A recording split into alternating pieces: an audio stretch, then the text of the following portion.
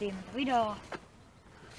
Tänään tuli vaan ilmoitusasiaa tuli tuohon mieleen, että tänään sitten tulee videota. Me mennään, tää on vähän niinku meidän alkuspesiaali.